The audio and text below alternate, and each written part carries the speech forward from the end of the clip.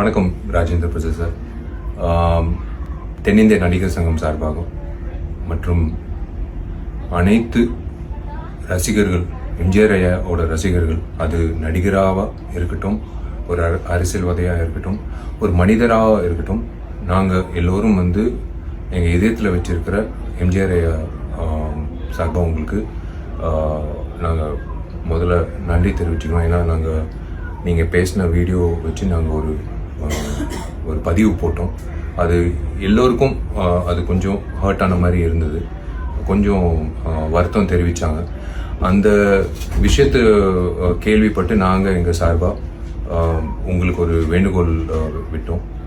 நீங்கள் கண்டிப்பாக அவ்வளோ பெரிய மேதாவி, அவர் பற்றி of course to her is human, mistake பண்ணுறது ஓகே, பட் அது நீங்கள் உணர்ந்து நீங்கள் ஒரு அப்பாலஜி கேட்டது உங்களோட உண்மையிலே I thank you, sir.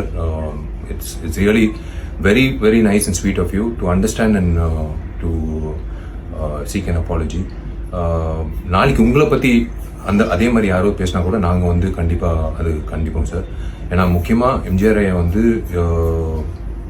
எல்லோருக்கும் நாங்கள் இந்த ஜென்ரேஷனாக இருக்கலாம், ஆனால் எல்லோரும் அவங்களோட பயணித்த நிறைய பிரமுகர்கள், சைதை துரைசாமி சார் ஆகட்டும், எல்லாரும் வருத்தப்பட்டாங்க. அதே சமயத்தில் நீங்கள் அந்த வீடியோ பதிவு வெளியிடும் போது எல்லாரும் சந்தோஷப்பட்டாங்க.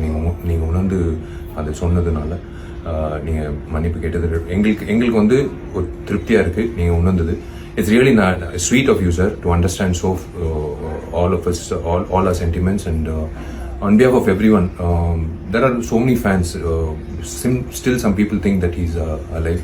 அப்படி இருக்காங்க ரசிகர்கள், தமிழ்நாடு முழுக்க இல்லை, தமிழர்கள் எல்லாம் உலகம் முழுக்க. எம்ஜிஆர் பற்றி அந்த பதிவு கேட்கும்போது உண்மையிலேயே கொஞ்சம் தர்ம சங்கடமாக இருந்தது. பட் இன்னைக்கு நீங்கள் அந்த பதிவு அது